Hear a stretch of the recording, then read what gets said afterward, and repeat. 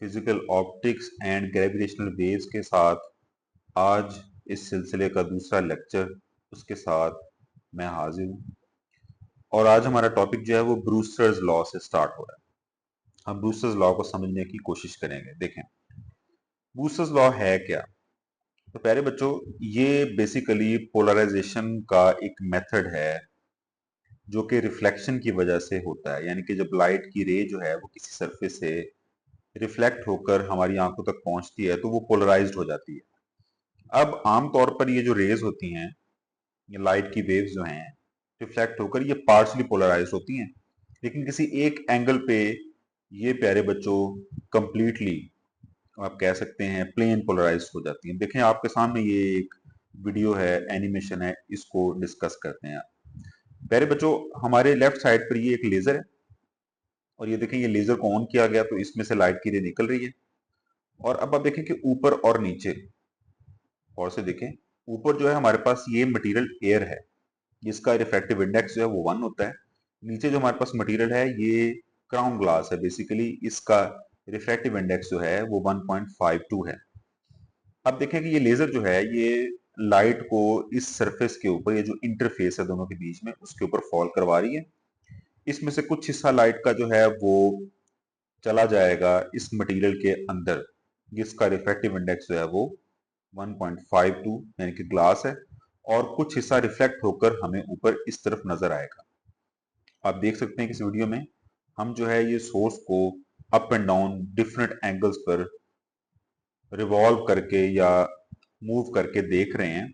एक और चीज नोटिस करें कि इसके जो दरमियान में बिल्कुल ये जो आपको लाइन नजर आएगी, ये जो लाइन नजर आ गई है, इसको नॉर्मल कहते हैं क्योंकि ये परपेंडिकुलर होता है इंटरफेस के। नॉर्मल के साथ एंगल देखा जाता है इंसिडेंट रे का, और ये जो रे है ये रिफ्लेक्टेड रे है, जबकि जो नीचे जाने वाली रे है ये रिफ्लेक्टेड रे है। हमें सिर्फ डिस्कस करना है इंसिडेंट रे को और रिफ्लेक्टेड रे को। रिफ्लेक्टेड रे जो है जो इस मटेरियल के अंदर चलेगी, ग्लास के अंदर, इससे हमारा फिलहाल कोई वास्ता नहीं है। हम देखेंगे कि इस एंगल पे, यानी कि एक खास एंगल पे, ये जो हमारे पास रिफ्लेक्टेड रे है ये कंप्लीटली प्लेन पोलराइज्ड होगी। उस एंगल को ब्रूस्टर्स एंगल कहते हैं। अब ब्रूस्टर्स एंगल की डिफाइन भी डिस्कस करते हैं। तो ये पोलराइजिंग एंगल या ब्रूस्टर्स एंगल्स की डिफाइन आ गई। देखिए क्या लिखा है, the angle of incidence at which the reflected light is completely plane polarised. ठीक है, एक ऐसा इंसिडेंस का एंगल जिस पर रिफ्लेक्टेड लाइट जो है वो कंप्लीटली प्लेन पोलराइज्ड होती है, उसको ब्रूस्टर्स एंगल थीटा बी भी कहते हैं, थीटा पी भी कहते हैं, और इसको पोलराइजिंग एंगल भी कहते हैं। इसकी एक निशानी ये होती है कि जो रिफ्लेक्टेड और रिफ्रैक्टेड बीम्स होती हैं वो एक दूसरे के साथ परपेंडिकुलर होती हैं, विच मीन्स कि ये जो ऊपर वाली रे है जो हल्के लाल रंग में नजर आ रही है ये रिफ्लेक्टेड है, और जो नीचे ये रे है जो कि गहरे लाल रंग में नजर आ रही है ये रिफ्रैक्टेड है। ये दोनों आपस में 90 के एंगल पे होंगी। तो हम इसी का सहारा लेके, इसी का इस्तेमाल करते हुए आगे इसकी डेरिवेशन भी करते हैं। डेरिवेशन इसकी बिल्कुल भी मुश्किल नहीं, आसान है। किसी को अगर ज्योमेट्री थोड़ी बहुत आती हो, एंगल्स का हिसाब आता हो, साइन कॉस टैन आता हो, तो वो इसकी डेरिवेशन को आसानी से हल कर सकता है। ऊपर देखिए एक और बात लिखी हुई है कि ये मालस जो था, जिसके नाम पर हम एक और लॉ पढ़ेंगे, उसने 1808 में ये डिस्कवर किया था कि जो ब्रूस्टर्स लॉ बेसिकली, कि रिफ्लेक्टेड लाइट भी प्लेन पोलराइज्ड हो सकती है। ठीक है, तो अब हम आगे चलते हैं। ये प्यारे बच्चों ब्रूस्टर्स लॉ की डेरिवेशन है, लेकिन हम जो है ना डेरिवेशन थोड़ी सी हाथ से की हुई और थोड़ी सी बेहतर डायग्राम, इस डायग्राम को साफ करके उससे डिस्कस करते हैं। तो ये हमारे पास इसकी मेन डेरिवेशन आ चुकी है। अब इस डेरिवेशन में प्यारे बच्चों आपने गौर से देखना है मेरे इस तरफ, यानी कि आपकी राइट हैंड साइड पे, ये वाली जो साइड है, इस साइड पे देखें तो आपको नजर आएगा कि जैसे कि पहले आपने इमेज में देखा कि नीचे हमारे पास ये ग्लास है, क्राउन ग्लास, ये मीडियम 2 है, और ऊपर हमारे पास एयर है, ये मीडियम 1 है। इसका रिफ्रैक्टिव इंडेक्स एयर का 1 होता है, क्राउन ग्लास का रिफ्रैक्टिव इंडेक्स 1.52 होगा। तो अब इस तरफ से इंसिडेंट लाइट आ रही है जो कि किसी एंगल आई या थीटा, थीटा पी पे आ रही है, समझे, और ये रिफ्लेक्ट होकर इस तरफ चले जाएगी, और आप देख सकते हैं कि रिफ्लेक्टेड लाइट जो है ये पोलराइज्ड है। जो रिफ्लेक्ट हुई है लाइट उसको हम डिस्कस नहीं करेंगे वो पोलराइज है, यानी हमारा ताल्लुक सिर्फ रिफ्लेक्टेड लाइट से है। अब देखें कि जो अनपोलराइज जो बीम है ये मीडियम 2 को हिट कर रही है, और आपने इससे पिछली स्क्रीन और स्लाइड में देखा कि ये ब्रूस्टर एंगल जो मालूम करना चाहेंगे हम, मैं इमेजिन करता हूँ कि ये ब्रूस्टर एंगल है, ये थीटा पी कितना है, किस पे डिपेंड करता है, ये मालूम करना चाहेंगे। और हम ये मालूम करना चाहेंगे कि लाइट रिफ्लेक्ट हुई है, कंप्लीटली पोलराइज्ड हुई है, प्लेन पोलराइज्ड लाइट हुई है, ये एंगल किसके बराबर है। आप देखें कि इसमें हम ये निशानी भी लगा रहे हैं, ये कंडीशन का इस्तेमाल भी कर रहे हैं कि ये जो रिफ्लेक्टेड रे है और रिफ्लेक्टेड रे के बीच में एंगल 90 डिग्री है, इस टाइम पे 90 डिग्री एंगल मौजूद है। अब आप इस तरफ आ जाइए जहां पे हम लिखेंगे। अब सबसे पहली चीज देखें, यहाँ पे क्या लिखा है, theta P plus 90 degree plus theta R equals 180 degree. अब ये कहां से आया, इसको डिस्कस करते हैं। तो देखें बच्चों कि ये थीटा पी है, अब इसका ताल्लुक कहां से आ गया, तो बेटा ये देखें, अगर ये थीटा पी है तो ये भी थीटा पी है। उसकी वजह ये है, आपने देखा होगा कि लॉ ऑफ रिफ्लेक्शन ये कहता है कि नॉर्मल के साथ जो इंसिडेंस रे का जो एंगल बनता होता है वही नॉर्मल के साथ जो है वो रिफ्लेक्टेड रे का एंगल बनता है। अगर ये थीटा पी है तो ये वाला भी थीटा पी होगा। अब जरा गौर करें कि ये नॉर्मल यहां से शुरू हो रहा है, ये एंगल टोटल यहां से शुरू हो रहा है, और इस तरह ये रोटेट करता हुआ कर्सर पर जरा आप नजर दोहराइए, ये कर्सर है हमारे पास, ये पूरा का पूरा रोटेट करता हुआ नॉर्मल के दूसरी साइड पर जाके लगता है। ये टोटल है 180 डिग्री। अब इस 180 डिग्री में कौन कौन से एंगल्स मौजूद हैं, तो सबसे पहले थीटा पी मौजूद है, फिर 90 मौजूद है, और फिर उसके बाद थीटा आर यानी कि रिफ्लेक्टेड लाइट का थीटा आर मौजूद है। अब यही हमने इक्वेशन लिखी है कि 180 डिग्री किसके इक्वल है। उसी तरह देखें डायग्राम की तरफ, थीटा पी है प्लस फिर 90 डिग्री है प्लस थीटा आर है, ये यहीं से निकाला। अब इसको थोड़ा सा मजीद आगे साफ सुथरा करते हैं। तो प्यारे बच्चों 90 डिग्री को मैं इस साइड से इक्वेशन की इस साइड पर ले आऊंगा तो 180 में से 90 निकलेंगे तो नीचे क्या आ गया 90। बाकी हमारे पास थीटा पी भी वही रह गया है और थीटा आर भी वहीं पर आ गया, तो हम इस इक्वेशन पे पहुंच गए हैं। Theta P plus theta R equals 90 degree. अब हमने क्या किया कि थीटा आर की वैल्यू निकालनी है। थीटा आर की वैल्यू क्यों निकालनी, बिकॉज हम बाद में स्नेल्स लॉ लगाएंगे, तो मैं थीटा आर की वैल्यू इसलिए निकाल रहा हूँ। तो थीटा आर की वैल्यू निकालते हैं, 90 डिग्री माइनस थीटा पी आ जाएगा। बेसिकली 90 डिग्री वहीं का वहीं मौजूद है, थीटा पी को हम इस साइड से उठा के उस तरफ लेके जाएंगे तो वो माइनस में हो जाएगा। तो ये थीटा आर की हमारे पास वैल्यू आ गई। अब लगाते हैं स्नेल्स लॉ।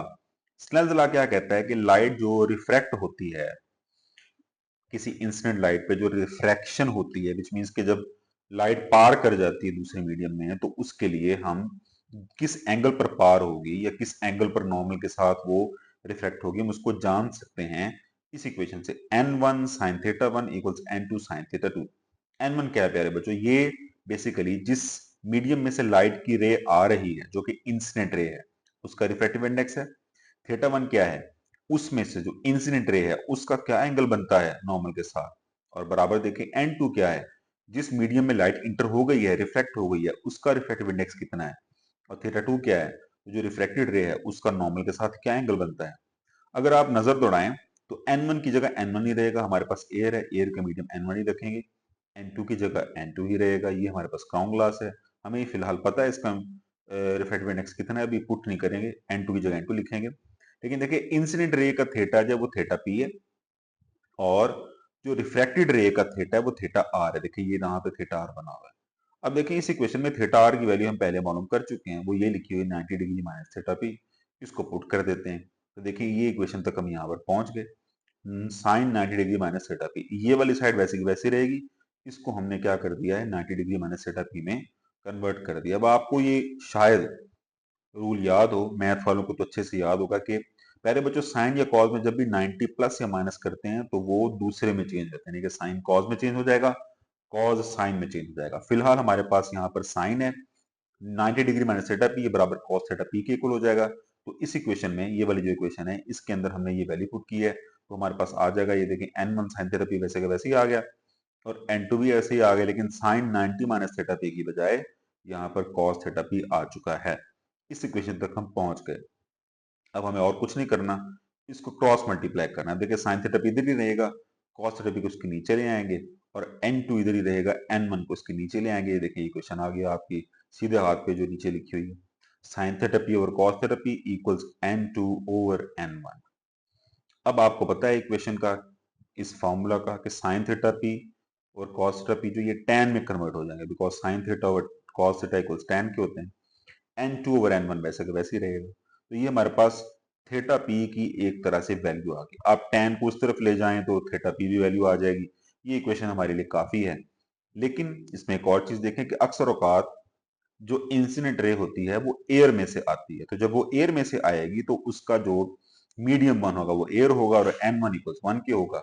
अब n1 इक्वल्स 1 के होगा तो हम यहाँ पे 1 पुट करेंगे तो tan थीटा पी सीधा सीधा n2 के बराबर आ गया, विच मीन्स कि आप जस्ट रिफ्रैक्टिव इंडेक्स ले लें n2, उसका tan इनवर्स ले लेंगे तो आपके पास ब्रूस्टर एंगल आ जाएगा। अब देखिए यहाँ पर इस मिसाल के अंदर हमारे पास मीडियम जो है वो क्राउन ग्लास है या ग्लास है, इसका रिफ्रैक्टिव इंडेक्स रफली 1.52 के करीब होता है। अगर मैं 1.52 का tan इनवर्स लूंगा तो 57 डिग्रीज मेरे पास आंसर आएगा। ये एक ऑब्जेक्टिव भी बनता है कि 57 डिग्रीज जो है वो ग्लास का ब्रूस्टर एंगल होता है। ये इस डेरिवेशन को अच्छे से तैयार कर लीजिएगा, ये आपको लॉन्ग क्वेश्चन में भी आ सकती है। उम्मीद है ब्रूस्टर्स लॉ और ब्रूस्टर्स एंगल आपको समझ आ गया। ब्रूस्टर्स लॉ क्या है? ब्रूस्टर्स लॉ बेसिकली बच्चों ये है कि रिफ्लेक्टिव लाइट जो होती है वो प्लेन पोलराइज्ड होती है किसी खास एंगल पे, और जिस एंगल पे होती है उसको ब्रूस्टर्स एंगल कहते हैं। उसकी निशानी होती है कि उस पे रिफ्रैक्टेड और रिफ्लेक्टेड रे जो है वो आपस में परपेंडिकुलर होती हैं। ये तीन बातें याद रखनी है, इंशाल्लाह आप कभी भी पेपर में परेशान नहीं होंगे। आगे चलते हैं। तो आगे हमारे पास एक और लॉ आ गया, मॉलिसिस लॉ। अब व्हाट इज मॉलिसिस लॉ? तो ये कोई बहुत ही मुश्किल लॉ नहीं है, ये हमने पहले पढ़ा हुआ है। आपको याद होगा कि पिछले लेक्चर के अंदर हमने डिस्कस किया था कि पोलराइज लाइट जो होती है, अगर मैं पोलराइजर को देखिए, इसमें ये पोलराइजर मैंने इस एंगल पे रखा हुआ है, ये मेरे पास अनपोलराइज लाइट है, ये पोलराइज होगी, ये मेरे पास पोलराइज लाइट आ गई। अब मैं अगर आगे एक और पोलराइजर रखूंगा, पोलराइड रखूंगा, उसको मैं एनालाइजर कहूंगा और उसमें से मैं इस लाइट को देखने की कोशिश करूंगा। अगर तो ये एनालाइजर जो है इसका जो एंगल है वो पैरेलल है जो मेरे पास पोलराइज्ड लाइट का कंपोनेंट आ रहा है उसके साथ, तो मुझे वो पोलराइज्ड लाइट नजर आएगी। लेकिन अगर परपेंडिकुलर हुआ तो लाइट नजर नहीं आएगी, और अगर मैं परपेंडिकुलर और पैरेलल के दरमियान में कहीं हूंगा तो लाइट की ब्राइटनेस इंटेंसिटी कम होना शुरू हो जाएगी। अब इंटेंसिटी को आई से डिनोट करते हैं। इसके मुतालिक एक लॉ बनाना चाहते हैं कि मुझे किस एंगल पर कितनी लाइट नजर आनी चाहिए। This is actually Malus's law. Analyser के थ्रू लाइट जो है पोलराइज लाइट पास करने के बाद अपनी इंटेंसिटी को खो सकती है खास एंगल्स पे, इसको ही मॉलिसिस लॉ कहते हैं। ठीक है, अब ये किसके प्रोपोर्शनल होगी? तो बेटा ये बेसिकली जो थीटा होता है किसका, एनालाइजर का और पोलराइज लाइट का, उस थीटा का कॉस जो होगा उसके स्क्वायर के प्रोपोर्शनल होती है, यही मॉलिसिस लॉ है। अब देखते हैं इक्वेशन क्या है। इक्वेशन ये बनती है, आई इंटेंसिटी जो कि मुझे मिलेगी, जो मैं देख रहा हूं इस तरफ से, बराबर किसके, आई नॉट जो कि मैक्सिमम इंटेंसिटी है पोलराइज लाइट की, और जरब किससे के साथ हो रहा है, कॉस स्क्वायर थीटा के साथ मल्टीप्लाई हो रहा है। तो बेटा ये तीनों चीजें बाद में लिखी भी हुई हैं। अब ये कहां से आया है इस बारे में बात करते हैं। हमें इतना पता है कि जो एम्पलीट्यूड इसके थ्रू ट्रांसमिट होगा वो कॉस थीटा को फॉलो करेगा। एम्पलीट्यूड ए होता है, मैक्सिमम एम्पलीट्यूड जो वो ए नॉट होगा और कॉस थीटा इसके साथ मल्टीप्लाई हो रहा है। ये एम्पिरिकल फॉर्मूला है, इसकी कोई डेरिवेशन फिलहाल मौजूद नहीं है हमारे कोर्स के स्कोप के एतबार से। अब ये एम्पलीट्यूड है मुझे निकालनी इंटेंसिटी, तो आपने वेव वाले चैप्टर में पढ़ा होगा कि एम्पलीट्यूड का जो स्क्वायर होता है, ये नीचे लिखा हुआ, ये इंटेंसिटी के प्रोपोर्शनल होता है। अब अगर मैं यहाँ पर ये कहूँ कि बेटा एम्पलीट्यूड का स्क्वायर जो है वो आई के बराबर है, मैं यहाँ पे कांस्टेंट के को इग्नोर कर रहा हूँ, तो इंटेंसिटी आई बराबर ए स्क्वायर की हो गई। तो ए की वैल्यू इस इक्वेशन में से ए नॉट कॉस थीटा में से यहाँ पे पुट करते हैं तो वो क्या आ जाएगी, ए नॉट कॉस थीटा और होल स्क्वायर आ गया। अब इसके स्क्वायर को अंदर मल्टीप्लाई करेंगे तो ए नॉट का भी स्क्वायर आ जाएगा, कॉस स्क्वायर थीटा भी आ जाएगा। ए नॉट के स्क्वायर को उन्होंने आई नॉट के बराबर कह दिया, यानी कि मैक्सिमम एम्पलीट्यूड का जो स्केल होगा वो मैक्सिमम इंटेंसिटी के बराबर होगा। तो आई बराबर किसके आ चुका है, आई नॉट कॉस स्क्वायर थीटा के, ये हमारे पास लिखा हुआ आ गया।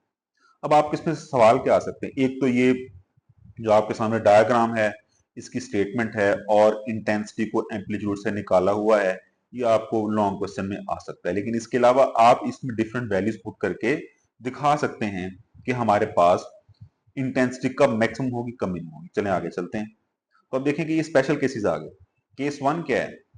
केस वन ये है कि अगर थीटा बराबर 0 डिग्री की हो जाए, तो अगर बेटा थीटा बराबर 0 के हो जाए तो cos 0 1 होता है, तो इंटेंसिटी मैक्सिमम इंटेंसिटी के बराबर होगी, विच मीन्स कि हमारे पास ट्रांसमिशन मैक्सिमम हो रही है। ये कब होगा? थीटा 0 तब होगा प्यारे बच्चों जब एनालाइजर और पोलराइज लाइट जो है वो आपस में पैरेलल होंगी। उसके बाद देखें नो ट्रांसमिशन, ये कब होगी? जब थीटा 90 डिग्री हो जाए। तो cos 90 किसके बराबर होता है? 0 के। तो इंटेंसिटी 0 हो जाएगी, लाइट कंप्लीटली ब्लॉक होगी। जब दोनों आपस में परपेंडिकुलर होंगे लाइट ब्लॉक हो जाएगी। अब मैंने यहाँ पे डिस्कस नहीं किया, लेकिन मैं आपके लिए एक सवाल छोड़ता हूँ, तो ये कि इंटेंसिटी हाफ कब होगी, यानी कि मैक्सिमम आई नॉट और मिनिमम 0 इनके दरमियान में आई नॉट ओवर 2 किस एंगल पर होगी? आप ये जवाब निकाल के नीचे कमेंट्स में लिख सकते हैं, मुझे आगाह कर सकते हैं कि आपने जवाब निकाल लिया, खुद से वर्कआउट करें। तो प्यारे बच्चों ये मसला है, इतना मुश्किल नहीं, बहुत ही आसान है। अब आगे चलते हैं। Optical activity. ऑप्टिकल एक्टिविटी क्या होती है? तो प्यारे बच्चों होता यह है कि कुछ ऐसे हमारे पास मटेरियल्स हैं कि जिनके थ्रू जब लाइट पास करती है, पोलराइज लाइट जो है वो अपने एंगल को चेंज कर लेती है, वो थोड़ा रोटेट कर जाती है, ठीक है। ये सर्टन सब्सटेंस की जो एबिलिटी है इसको ऑप्टिकल एक्टिविटी कहा जाता है, ठीक है। तो अगर यहाँ पे देखे लिखा क्या होगा, ability of certain substances to rotate the plane of polarisation of light passing through them detected using a polariser and an analyser. अब ये हम कैसे मालूम कर सकते हैं? तो एक पोलराइजर ले लें जो कि आपको प्लेन पोलराइज लाइट देगा, एक एनालाइजर ले लें जो कि आप पोलराइजेशन जो है वो पोलराइज लाइट को डिटेक्ट करने के काम आएगा। आप देखेंगे कि जब वो light polarise light, for example वो वर्टिकली पोलराइज थी, वो किसी क्रिस्टल में सोल्यूशन में से गुजरेगी, रोटेट होके आएगी, आप अपने एनालाइजर को उसके बिल्कुल वर्टिकल एंगल पे 0 डिग्री पे रख के देखेंगे, लेकिन आपको उसकी इंटेंसिटी मैक्सिमम नजर नहीं आएगी, आपको उसकी इंटेंसिटी थोड़ा सा रोटेट करने पर नजर आएगी, विच मीन्स कि आपका जो आने वाला पोलराइज्ड जो प्लेन पोलराइज्ड लाइट का वेक्टर है या कोई कंपोनेंट है वो अब उस एंगल पे यानी कि वर्टिकल नहीं रहा, बल्कि थोड़ा सा रोटेट होके आपकी तरफ आ रहा है। इस तरह आपने डिटेक्ट कर लिया। तो ये क्यों होता है? तो प्यारे बच्चों इसकी डिफरेंट वजह हो सकती है। ये मॉलिक्यूलर स्ट्रक्चर में सिमेट्री का ना होना, खास तौर पे कुछ ऐसे मॉलिक्यूल्स होते हैं जो कि हेलिकल या स्पाइरल शेप मॉलिक्यूल होते हैं, उनके अंदर जो इलेक्ट्रॉन्स हैं वो किसी और तरफ को मूव कर सकते हैं। तो बेसिकली ये इलेक्ट्रॉन का ही चक्कर है। अगर आप इसको नटशेल में देखें कि पोलराइजेशन होती कैसे, तो ये याद रखें कि जो रॉड है या जो मैंने फाइबर आपको दिखाया जो कि वर्टिकल या हॉरिजॉन्टल हो सकता है, उसके अंदर एक electron up and down move कर सकता है या साइडवेज मूव कर सकता है। अगर तो आपका पोलराइजर जो है या पोलराइड जो है वो हॉरिजॉन्टल है तो वो साइडवेज मूव करेगा, अगर आप वर्टिकल है तो वो अप एंड डाउन मूव करेगा। तो बेसिकली करता क्या है कि वो लाइट के एक आप कह सकते हैं रे को या वेव को एब्जॉर्ब करके अप एंड डाउन दोबारा जो ऑसिलेट करेगा तो उसको दोबारा री एमिट करता है। अगर उसके पास जगह होगी उस डायरेक्शन में ऑसिलेट करने की तो वो उसको एमिट कर पाएगा, नहीं होगी तो वो एब्जॉर्ब कर लेगा, एनर्जी जाया हो जाएगी। तो इस वजह से हमारे पास पोलराइजेशन होती है। हालांकि ये आपके कोर्स के स्कोप से बाहर है, लेकिन फिर भी ये बात मैंने आपको बताई, उम्मीद है कि आपको थोड़ी बहुत समझ आई होगी। अब कौन से ऑप्टिकली एक्टिव सब्सटेंसेस होते हैं?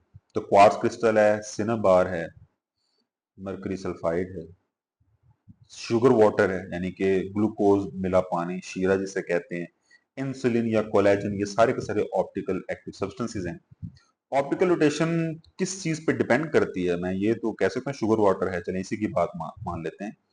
तो सबसे पहले तो टाइप ऑफ सब्सटेंस कि आपका सब्सटेंस कौन सा है, दूसरा उसकी कंसंट्रेशन कितनी है। अगर शुगर के मॉलिक्यूल ज्यादा है, शुगर की कंसंट्रेशन ज्यादा है, तो आपके पास एक तरह से रोटेशन भी ज्यादा होगी, कम है तो फिर कम होगी। दूसरा, डिस्टेंस उस सॉल्यूशन में कितनी दूर तक ट्रेवल करती है। अगर तो आपने उसको हल्का सा एक बहुत छोटी सी नली के अंदर डाल के लाइट को पास करवा रहे हैं तो लाइट को ज्यादा डिस्टेंस नहीं ट्रेवल करना पड़े, लेकिन अगर आपको ज्यादा बहुत बड़ी पिपेट में ट्रेवल करवा रहे हैं तो या ग्लास में ट्रेवल करवा रहे हैं तो लाइट को ज्यादा डिस्टेंस ट्रेवल करना पड़ रहा है, जिसकी वजह से रोटेशन भी ज्यादा होगी। और लास्ट में लाइट की किस्म के लाइट की वेवलेंथ भी कौन सी है। ये जो डिस्टेंस या आप कह सकते हैं सोल्यूशन की कंसंट्रेशन है ना, ये बहुत ही आम है इस लिहाज से कि हम इस टेक्निक का इस्तेमाल करते हुए ये भी मेजर कर सकते हैं कि हमारे जैसे कि सोल्यूशन है पानी का, उसमें शुगर मिलाई गई है, कितनी कंसंट्रेशन है। और लैब्स में ये इस्तेमाल किया जाता है ऑप्टिकल एक्टिविटी को, ये इसकी एप्लीकेशन है। मजीद एप्लीकेशंस भी पढ़ते हैं।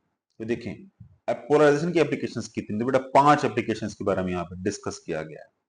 जैसे कि ऑप्टिक्स या फोटोनिक्स में पोलराइज सनग्लासेस होती हैं, एलसीडी स्क्रीन होती हैं। एलसीडी स्क्रीन बहुत इंपॉर्टेंट है। एलसीडी स्क्रीन बेसिकली ब्राइटनेस को कम ज्यादा करने के काम आती हैं। इसके अलावा ऑप्टिकल कम्युनिकेशन सिस्टम में भी काम आता है। इसके अलावा मैं आपको मजीद बात बताता हूँ प्यारे बच्चों, हमारे पास ये जो सैटेलाइट्स हैं, जहां से हमें सैटेलाइट्स के सिग्नल मिलते हैं, चैनल चलाते हैं, केबल वाले चलाते हैं, घर के ऊपर भी डिशेज लगी होती हैं, तो इसमें भी आप देखेंगे कि इसमें हमारे पास पोलराइजेशन की ऑप्शन होती है कि आप वर्टिकल या हॉरिजॉन्टल फ्रीक्वेंसी को जो है वो डिटेक्ट करना चाहें या ना करना चाहें। ये ऑप्शन हमारे पास मौजूद होती है। कभी आप सेटिंग उसमें देखिएगा, क्योंकि उसमें भी दो तरह के सिग्नल्स आते हैं, यानी कि एक ही फ्रीक्वेंसी में दो तरह के सिग्नल्स हैं। एक सिग्नल वर्टिकली पोलराइज्ड है, एक सिग्नल हॉरिजॉन्टल पोलराइज्ड है। तो आप ट्रांसमिशन छुपा सकते हैं दो चैनल्स की सिर्फ एक ही फ्रीक्वेंसी में। इसके अलावा माइक्रोस्कोपी में हम ग्लेयर को रिड्यूस करने के इस्तेमाल करते हैं, कंट्रास्ट को एनहांस करते हैं, खासतौर पे मेडिकल इमेजिंग और माइक्रोस्कोपी में ये तो बहुत ज्यादा यूज होता है।